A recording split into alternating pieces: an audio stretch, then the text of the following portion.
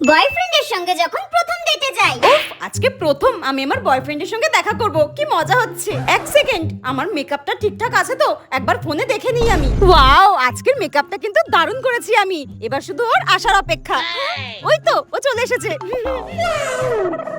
উফ, আমার তো এই ড্রিঙ্কটা খেতে দারুণ লাগে। পুরো এক চুমুকে সবটা খেয়ে নেবো।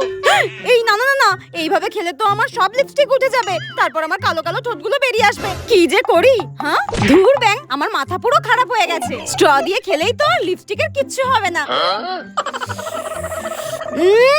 দারুণ, আমার ফেভারিট ফিশ ফ্রাই, তাড়াতাড়ি খেয়ে নি।